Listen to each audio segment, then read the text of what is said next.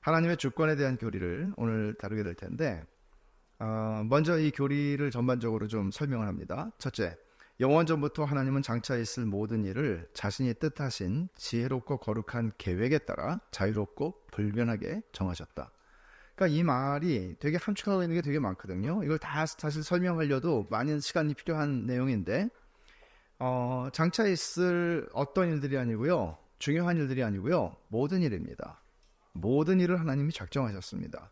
그리고 어떻게 작정하셨나 하면 지혜롭고 거룩한 계획에 따라서요. 그래서 하나님이 선하시고 그 선하신 하나님의 성품을 따라 그분의 지혜와 계획을 따라 이루어지게 되어 있습니다. 그래서 사실 그리스도인들은 이런 역사관을 가지고 있는 거죠. 단기적으로는 비관적이지만 장기적으로는 희망적이다, 낙관적이다. 그러니까 궁극적으로는 잘 되게 되어 있습니다. 그러나 단기적으로 보면 굉장히 비관적이라고 느낄 때가 많죠.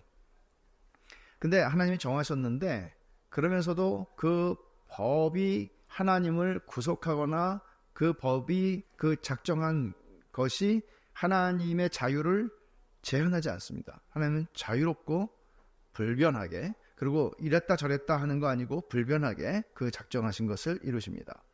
그럼에도 불구하고, 그러면 우리는 이런 질문을 하잖아요. 너무나 많은 사람들이 죄의 창시자가 누구냐 하는 얘기를 하거든요. 죄는 어디서 왔느냐, 선악과에 대한 얘기를 하면 누구나 다 이 질문을 하게 되죠. 선악과를 왜 하나님이 만드셔서 사람을 넘어지게 하셨는가? 그러나 분명한 것은 하나님의 속성과 성품을 따라서 하나님은 정말 우리의 지혜로는 감당할 수 없고 알 수 없는 방식으로 작정하셨는데, 하나님은 죄의 창시자일 수는 없습니다.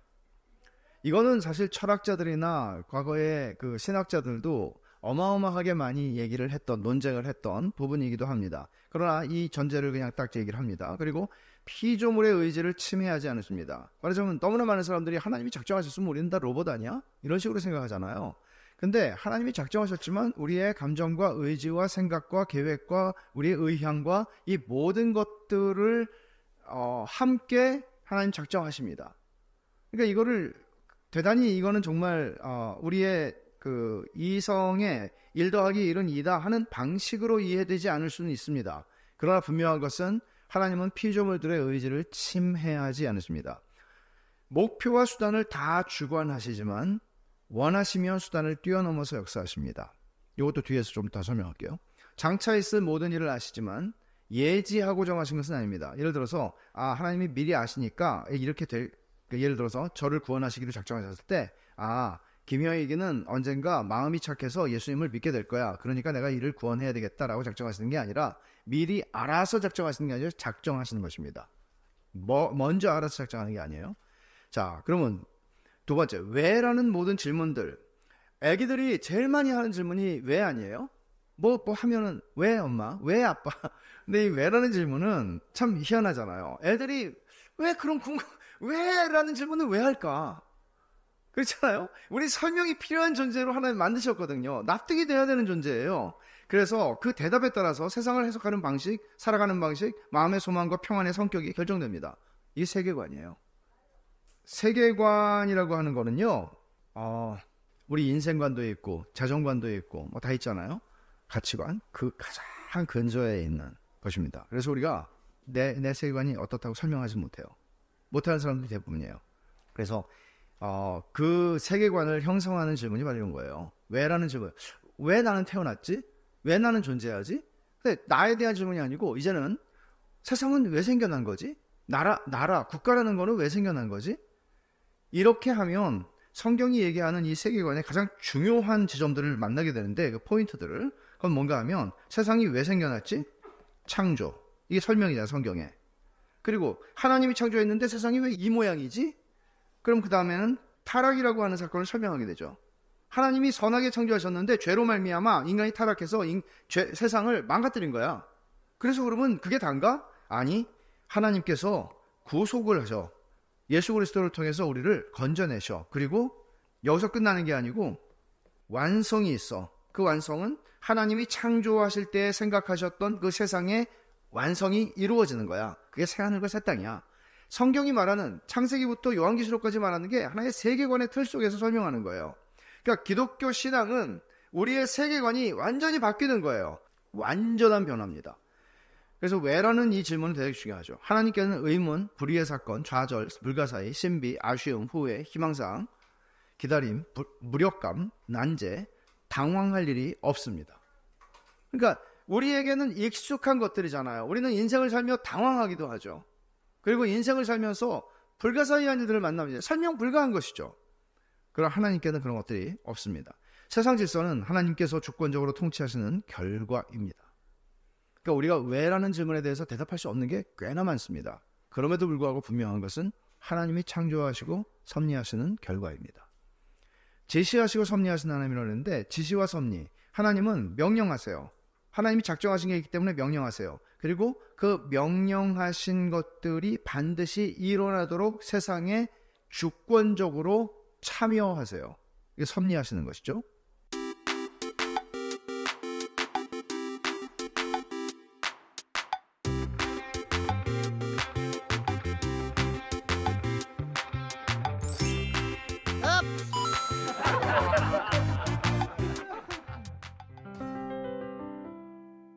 하나님의 주권을 보여주는 성경에 6가지 창이 있다고 하는데, 먼저 출애굽 사건입니다.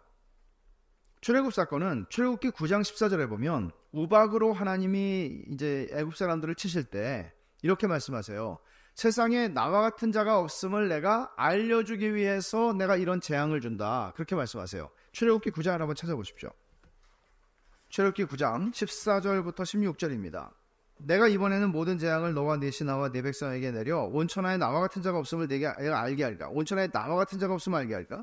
내가 손을 펴서 돌림병으로 너와 네 백성을 쳤더라면 내가 세상에서 끊어졌을 것이나, 바로한테 하는 말입니다. 하나님이 내가 너를 세웠음은 나의 능력을 내게 보이고 내 이름이 온천하에 전파되게 하려 했음이니라.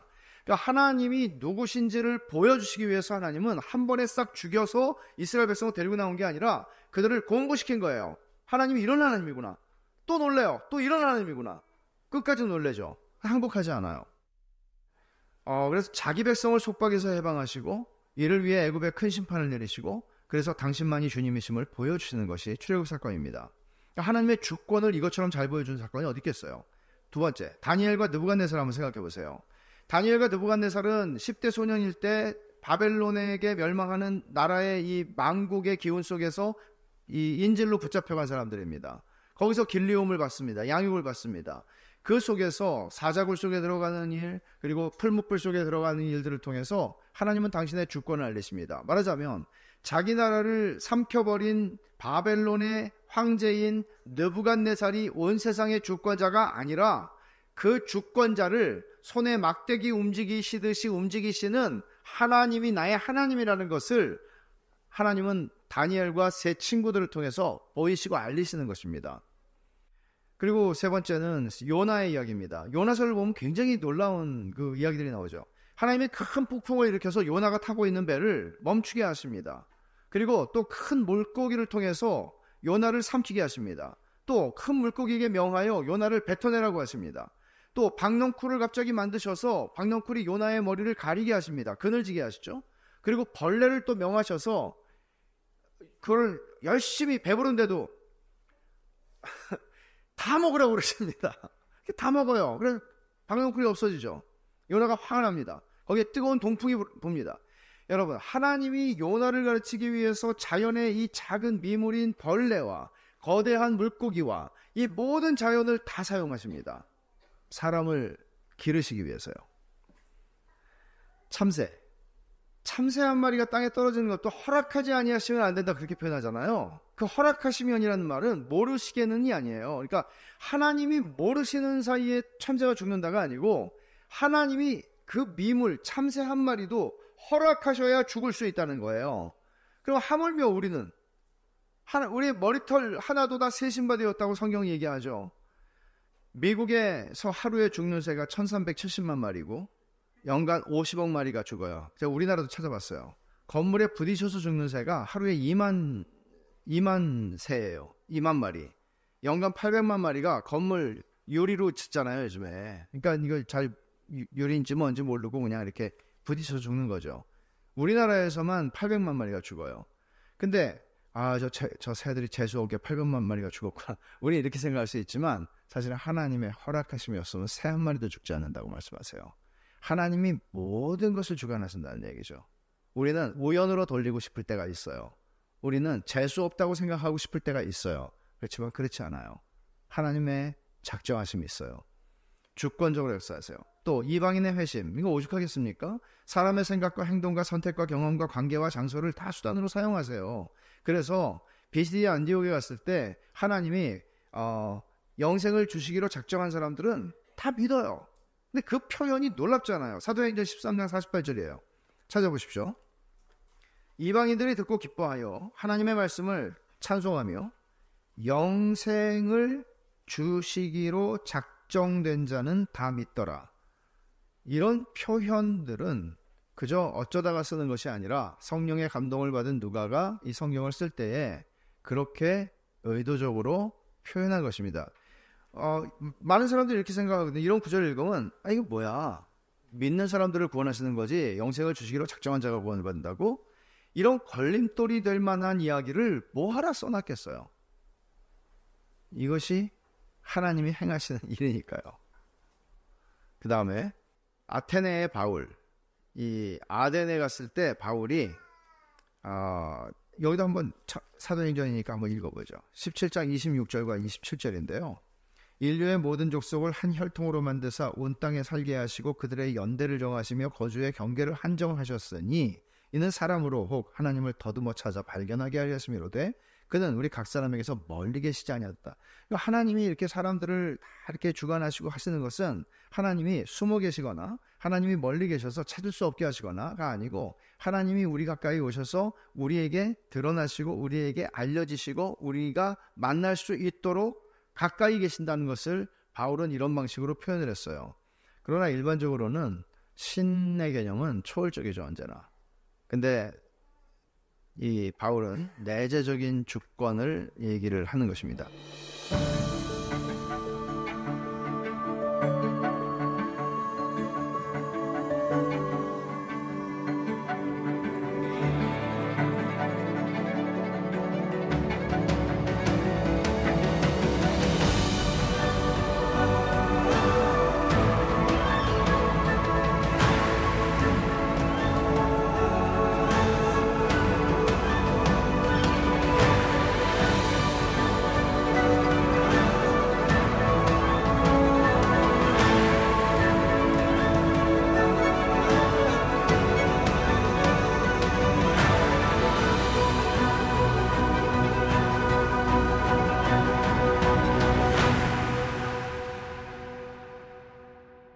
자, 이제 적용을 하는데 제가 이 책을 보면서 이 폴 트립은 상담학자입니다.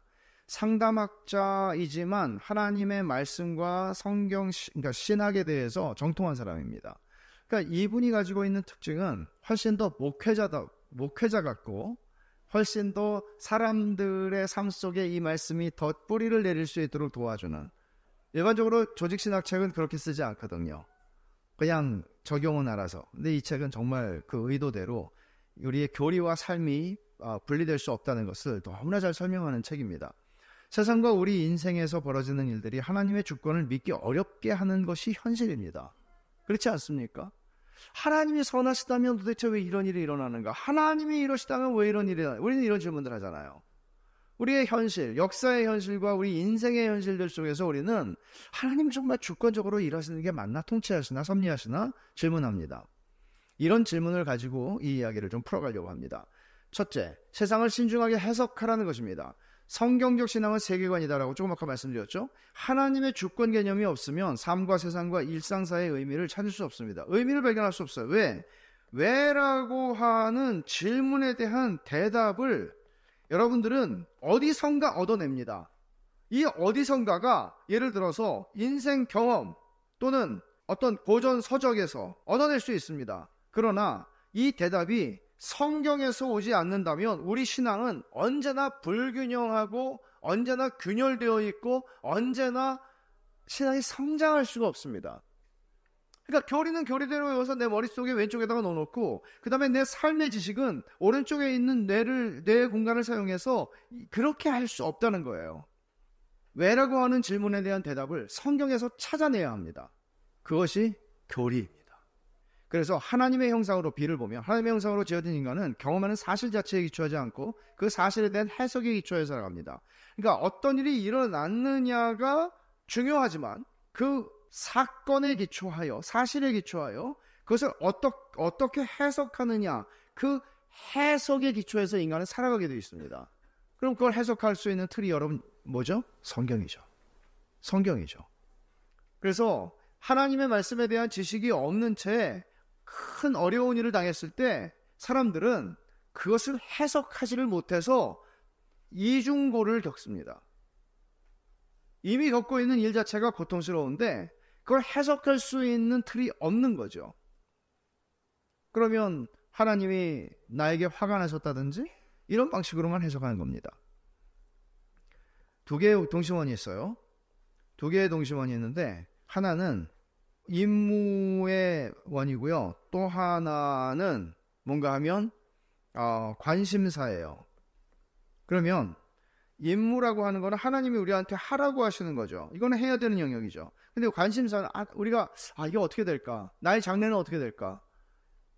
나의 미래는 뭐 이런 여러 가지, 교회의 미래는 여러 가지 생각할 수 있어요. 그러나 그건 우리가 결정하는 거 아니잖아요. 그건 하나님이 결정하시는 영역이에요. 그럼 그건 하나님께 맡겨드리면 돼요. 근데 이것을 우리는 섞어버린다고요. 그래서 임무의 원과 관심사의 원을 구분하고 관심사의 영역은 하나님께 맡기라. 나의 통제를 벗어난 일도 통제 불능이 아니다. 그러니까 내 임무는 내 통제 안에 있다고 봅시다. 그러나 이거는 이 관심사의 영역은 내 통제를 벗어난 영역이에요. 그러나 내 통제를 벗어났다는 것이 통제 불능의 상태라는 건 아니죠. 하나님이 통제하고 계시죠. 그렇기 때문에 우리는 염려하지 말라는 말씀을 염려하지 않을 수 있겠구나라고 생각을 하게 되는 겁니다. 한 사례를 한번 예를 들어보죠. 자녀 양육에서 주의 교훈과 훈계로 양육하라 했습니다. 이거 임무의 영역입니다. 주의 교훈과 훈계로 양육해야죠. 그러나 자녀의 신앙을 만들어내는 일은 능력 밖의 일입니다. 우리의 지대한 관심은 내 자녀가 거듭나기를 원하고 회심하기를 원하죠. 그러나 그거는 내 능력에 달려있지 않습니다. 그걸 하나님께 맡겨야 되는 일이죠. 근데 이거를 섞어버리면 어떻게 되나 하면 넌 내 자식이니까 나는 너를 신자로 만들어야 되겠어 라고 강요한다는 거죠. 그렇게 될 때 자녀에게 이렇게 신앙을 강요하게 되면 자녀의 심령을 짓밟아서 도리어 더 멀리 도망가게 만드는 것입니다. 이것은 내가 주권자가 된 것이죠. 그렇게 되지 않아야 하는 것입니다. 두 원을 혼동해서 밖의 원을 안의 원 안으로 집어넣는 것은 자신이 군림하고 지배하려는 것이고, 그럼 불안과 두려움이 가중되죠. 왜? 이 선이 이제는 전부 다 내 책임 안에 있는 거잖아요. 근데 내 책임 안에 있는데 마음대로 안 되는 거예요. 그러면 불안하고 두렵고 힘든 거죠. 당연히 하나님께 맡기는 영역이 있어야 되는데 어떻게 맡겨요? 하나님의 주권을 믿으니까 맡기지. 못 믿는데 내가 어떻게 맡겨요? 못 믿는데. 믿음이 요구되는 부분이라고요. 그래서 나는 살면서 하나님이 내게 하라고 명하신 일과 그분께 기꺼이 맡기라고 하신 일을 구분하고 사는가? 하나님의 주권과 관련해서 굉장히 중요한 영역이에요. 이게 중요한 질문이에요. 하나님의 주권을 믿으면 겸손과 기쁨이 싹트게 됩니다. 야고보 4장 13절을 한번 찾아보죠. 들으라. 너희 중에 말하기를 오늘이나 내일이나 우리가 어떤 도시에 가서 거기서 1년을 머물며 장사하며 이익을 보리라 하는 자들아, 내일 일을 너희가 알지 못하는도다. 너희 생명이 무엇이냐? 너희는 잠깐 보이다 없어지는 안개니라. 너희가 도리어 말하기를 주의 뜻이면 우리가 살기도 하고 이것이나 저것을 하리라 할 것이거늘 이제도 너희가 허탄한 자랑을 하니 그런 자랑은 다 악한 것이라. 그러니까 우리는 모르는 영역이 분명히 있어요. 그래서 자신이 통제하고 싶은 유혹이 있는데 하나님의 주권 신앙 앞에서 이런 유혹들이 있죠. 내가 해버리고 싶은 걸 굴복시킵니다. 하나님의 주권 앞에서 겸손한 마음, 예배하는 마음, 감사하는 마음, 순종하는 마음, 사랑하는 마음, 섬기는 마음이 싹트고 열매를 맺게 됩니다. 그러니까 하나님의 주권은 그냥 알아도 몰라도 되는 게 아니고요. 하나님의 주권은 하나님이 당신의 기뻐하시고 원하시는 대로 모든 일들을 작정하신 대로 행하신다예요. 여러분, 그러면 두려워할 게 있어요? 염려할 게 있어요? 불안할 게 있어요? 그렇지 않아요. 진짜 우리의 믿음이 하나님의 작정과 주권과 섭리에 대해서 분명하다면 100% 믿음은 없어요. 그러나 그게 분명한 만큼 우리는 평안을 누릴 수 있어요. 믿음이 없으면 힘들죠. 그래서 주님이 두려워하고 막 풍랑이 두려워하면 뭐라고 그러죠? 항상 믿음이 없는 자들아, 믿음이 적은 자들아라고 책망하시는 거예요. 믿음의 문제를 가지고 얘기하시는 거죠. 모든 고난의 자리에서도 하나님의 주권 교리는 궁극적으로 우리를 기쁨으로 인도하게 되어 있습니다. 하나님의 주권에 대한 합당한 반응은 순종, 순복뿐입니다. 열왕기상 18장 21절에 하나님인지 여호와가 하나님인지 너희가 선택하고 복종하라고 이야기하죠. 엘리야가 갈멜산에서 하나님의 주권을 믿는다고 말하면서 결혼생활, 직장생활, 자녀 양육, 자신의 정체성 문제, 신앙생활, 영역 이걸 빚어내는 것들은 우상일 수 있습니다. 다른 것들이 그 하나님의 자리를 차지할 수 있다는 얘기죠. 주님이 주관하셔야 하는 마음을 실제로 지배하는 다른 사람 혹은 장소, 사물이 있을 수 있습니다. 당신의 생각과 갈망과 선택과 말과 행동을 하나님이 다스리는지, 하나님이 지금 나를 지배하고 계시는지, 우리의 가정을 우리는 물어야 합니다.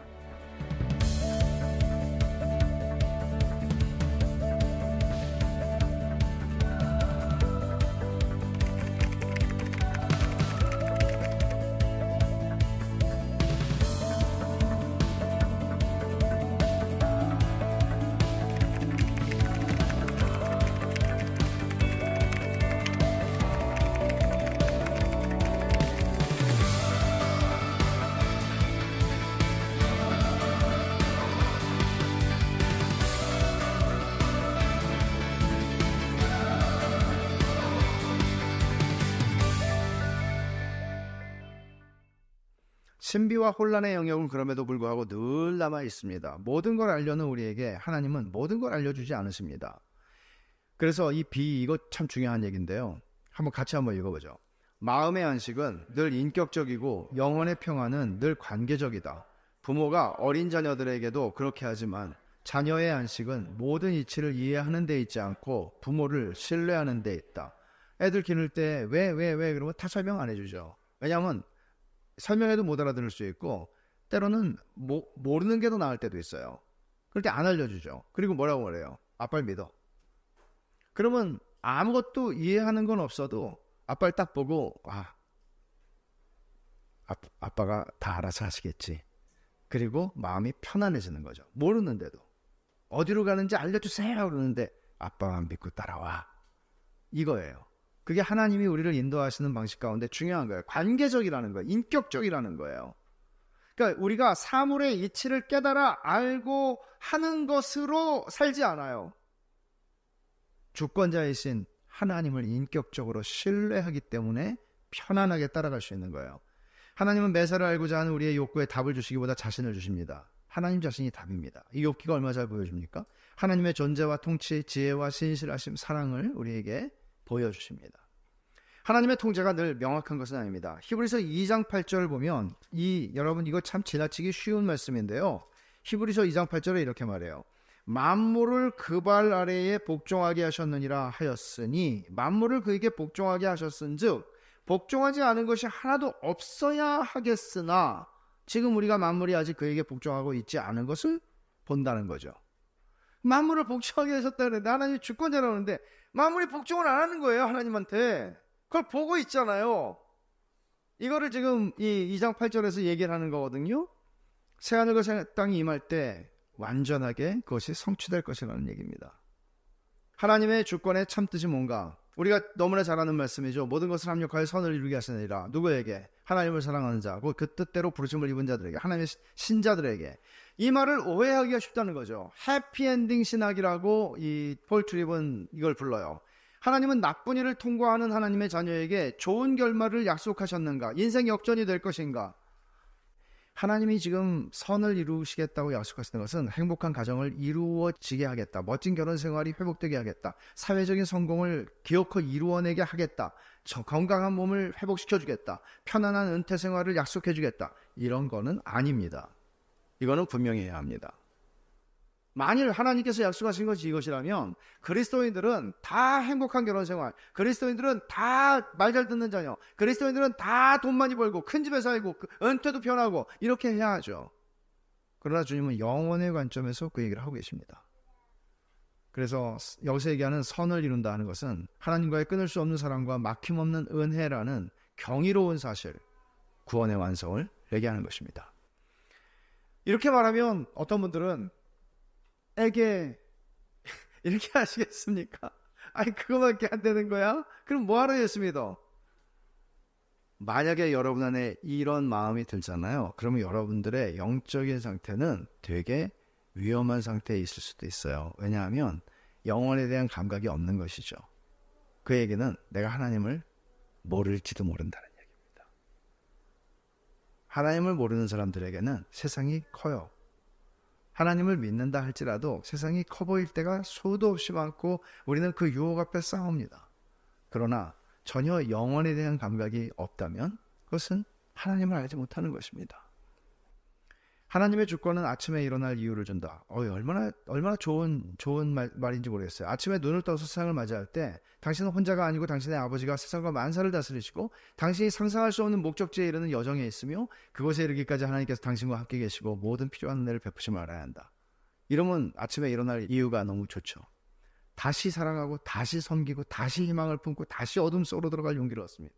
어떻게 실패했지만 어떻게 비참하게 실패했지만 나는 다시 살아갈 힘이 있다. 지금 겪는 일이 영원하지 않을 것을 알기에 우리는 평안하고 안심할 수 있다.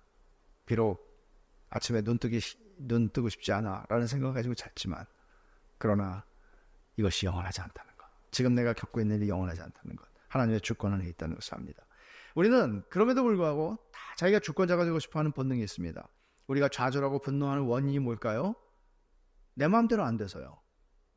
여러분 그런 게 있거든요. 배를 딱 탔는데 이제 배를 우리가 뭐 뱃사람이 아닌 다음에 배를 다 운전하는 게 익숙하지 않죠. 근데 뭐 이렇게 매뉴얼을 봤어요. 배를 이제 1시간 돈 주고 빌려가지고 이렇게 하는데 잘 안 되는 거예요. 되다가 그럼 불안해지죠. 여러분 모든 기계가 그렇잖아요. 여러분이 기계를 능숙하게 만지다가 기계가 안 돼요. 불안한 거죠. 그러니까 우리가 통제할 수 없는 상황이 될 때 우리는 불안해지거든요. 항상. 사람도 결혼을 해서 두 사람이 사는데 이 사람이 내 말을 잘 들어주다가 안 듣는 거예요. 그럼 불안해지죠. 많이 불안하죠. 왜냐하면 사람이라는 거는 어떤 통제 속에 잘 안 들어오거든요. 그러니까 부부관계에서 마음대로 상대를 조종할 수 없을 때 분노하고 좌절하죠. 우리가 지금의 교회를 못 견뎌하며 다른 교회를 또 쇼핑할지 고민하는 이유는 내게 권한이 있다면 교회가 이 모양이 아닐 것이기 때문이다. 폴 트레비 이런 말 썼어요. 교회가 별로 마음에 안 들어. 좀 더 좋은 교회가 분명히 있을 건데. 이렇게 막 이제 찾아다니는 거죠. 근데 이런 생각이 있다는 거죠. 내가 교회를 나한테 좀 운영권을 맡기면 이렇게는 안 할 건데 라는 생각이 있다는 거죠. 죄성은 하나님처럼 모든 것을 주권적으로 다스리려는 욕망을 만들어냅니다. 주권자가 되려는 거예요. 좋은 신학은 위로도 주고 지적도 합니다. 기쁨도 주고 슬픔도 함께 합니다. 그러니까 좋은 신학은 언제나 내가 듣기 좋은 소리만 하는 그런 것은 아니에요. 때로는 우리를 지적합니다. 너 지금 주권자가 되려는 거잖아. 불편한 얘기합니다. 그래서 이렇게 기도하십시오. 아버지, 사람도 일도 다 아버지 소관인데 제가 주관하려 할 때가 많음을 자백합니다. 오늘도 제게 은혜를 주셔서 그런 욕망을 물리치게 하시고 제 삶과 주변 사람과 일을 다 아버지께 의탁하게 하소서. 아버지와 사람들에게 지은 죄를 자백하고 아버지의 용서 안에서 안식합니다. 이렇게 기도하십시오. 하나님의 주권은 그분의 약속의 신빙성을 보장합니다. 하나님의 주권이 당신의 모든 삶의 영역과 너머의 모든 영역을 다스린다는 사실을 아십시오. 상황이 좋을 때 나쁠 때 상관없습니다. 동일합니다. 하나님의 주권이 내 삶의 모든 영역을 지배합니다. 그래서 불안해질 때, 염려가 생길 때, 분노가 차오를 때 이 모든 상황 속에서 하나님이 다스린다는 사실을 인정하면 여러분들은 더 큰 평안을 누리게 될 것이 분명합니다. 하나님의 주권은 기도하는 우리에게 진정한 소망을 준다. 하나님은 목표만 정하시는 게 아니라 목표를 이룰 수단도 정하십니다. 그 주된 하나가 기도입니다. 그러니까 하나님이 하실 일이면 당연히 하시지 않겠어 라고 얘기하지만 우리의 기도를 통해서 그 일을 하심으로써 우리도 유익을 누리게 하시는 것입니다. 우리를 통해서, 그러니까 모든 수단을 통해서 나 없어도 되지 그렇게 생각하게 하지 않습니다. 그래서 여기 너무나 좋은 찬송이 하나가 나오는데요. 사무엘 로디가스트라고 하는 독일 목사님인데요.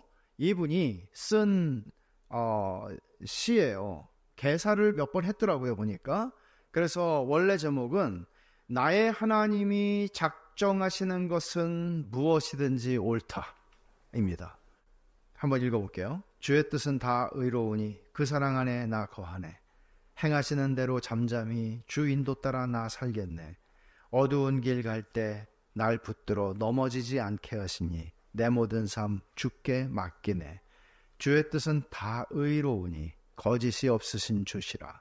늘 바른 길로 이끄시며 내 곁을 떠나지 않으니 주시는 애로 족하도다. 내 슬픔 거두실 주의 날 인내로 그날 기다리네. 주의 뜻은 다 의로우니 그 뜻 안에 굳게 서겠네. 슬픔과 죽음이 닥쳐도 날 버리지 않는 아버지, 사랑으로 품고 붙들어 넘어지지 않게 하시니 내 모든 삶 주께 맡기네. 주의 뜻은 다 의로우니 내 지금 마시는 이 잔이 약한 마음에 써보이나 담대히 모두 마시겠네. 참되신 주 매일 새롭게 충만한 위로를 주시니 고통과 슬픔 떠나겠네. 얼마나 멋진 고백인지 모르겠습니다. 하나님의 주권을 인정하는 사람들이 아니면 이 고백에 아멘할 수 없을 겁니다.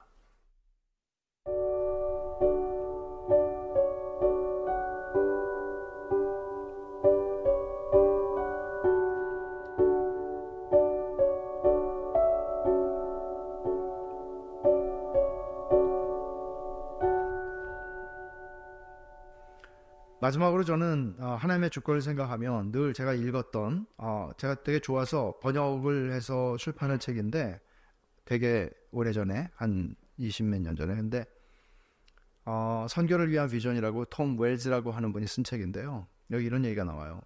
윌리엄 캐리가 근대 선교의 아버지 윌리엄 캐리가 인도에 가서 복음을 전하는데 성경 번역을 굉장히 많이 했거든요. 윌리엄 캐리가.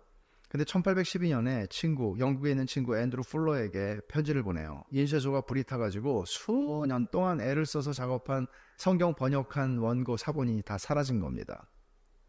이런 편지예요. 편지 내용이. 다시 기반을 일구어야만 하게 생겼네. 그러나 우리는 낙심하지 않네. 우리는 모두가 괴로움 속에서 지금까지 버텨왔고 낙심 가운데서도 보호를 받아왔네. 내게 있어서 하나님의 주권과 지혜를 묵상하는 것은 그야말로 더 큰 힘이 되어 왔네. 나는 지난 주일 그 괴로움 속에서도 묵상을 하려고 더욱 애를 썼네. 특히 시편 46편 10절에 너희는 가만히 있어 내가 하나님 됨을 알지어다 는 말씀을 묵상했네. 그리고 나는 주로 다음에 두 가지 생각에 또 잠기게 되었는데 하나님은 그분의 기쁘신 뜻대로 우리를 다루실 주권적 권리가 있으시다는 것과 우리는 하나님께서 우리와 더불어 우리에게 행하시는 모든 일을 받아들여야만 한다는 것이네. 그러니까 놀라운 거는요. 이렇게 인쇄소가 불이 타서 자기가 수년 동안 번역해놓은 원고가 성경 번역 원고가 사라져버렸지만 그는 어떤 놈이 불지른 거였어요. 근데 윌리엄 캐리는 방화범에 대해서 얘기를 하지 않았습니다. 이 편지 전체에서도.